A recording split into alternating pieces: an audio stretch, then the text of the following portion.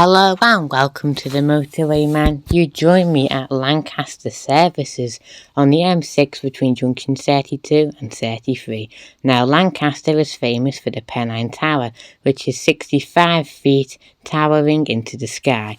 Now to your right we just passed by the West Cornwall Pasty Company, so let's go inside, have a look round and see what we can see. Now the service station is operated by Moto. Now, if you do like Moto service stations, be sure to check out my playlist on my channel of all the Moto-operated service stations I've been to. Now, the service station is in quite a nice area in the Forest of Bowland, and I'll even be showing you some scenery as well when we get over the bridge, as we're on the northbound side now, and of course I'll be showing you the southbound side, so we're going to go over the stairs and look over the bridge as well. Now, at the top of the stairs, we'll notice a nice seating area, which is quite nice, so that'll be interesting for us to see. And then we're going to head over the bridge and see the southbound side.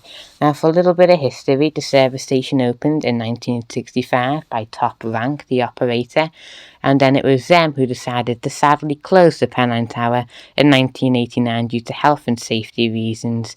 So that's very sad, and it was also due to not many people going up there as well, which I think is very disappointing, because being a service station fan, I'd really like to get up there. But sadly that was closed in 1989 by Top Rank, so don't blame Moto, they had nothing to do with it, it was under Top Rank at the time. Now in 1992 the service station was sold to Pavilion. Following this, it was sold to Granada only 3 years later in 1995. They renamed the service station to Lancaster Forton Services, which is Forton's the local village and Lancaster's the nearest city, if you were curious. And then in 2001, Moto took over, and that's what we are today. And in the 2010s, the service station lost the Lancaster Forton, so the Forton was dropped completely, and it was called Lancaster Services, which is what we are today. Now you can see a little bit of the nice scenery there, which is quite nice to see. Now, the reason why the Pennine Tower was constructed, which I'll be showing you shortly, is because at the time, in 1965, when they built it, there was an advertising ban on service stations, so you had to get your service station to stand out as much as possible. Well, how do you do that? You erect a massive tower so everybody knows that yours is the one to stop at. And there it is, guys. And yeah, it closed in 1989 due to health and safety reasons and poor traffic going up there. And by the way, I do mean traffic as in people and not cars, because cars can't go up there, unfortunately.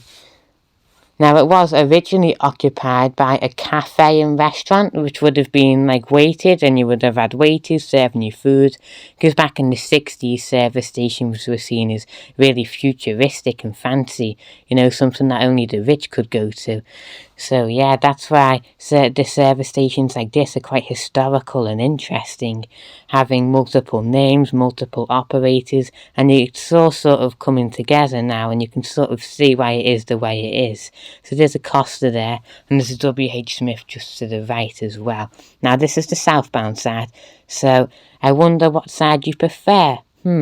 That's up to you to decide. And speaking of deciding, if you're looking for a place to fuel up on your petrol, this is probably a good place to stop, as Moto's introduced a competitive fuel pricing scheme.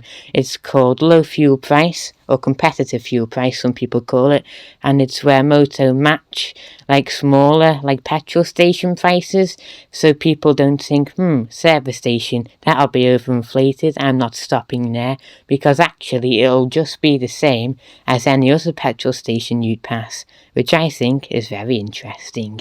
So don't be put off and think service station, that'll be expensive.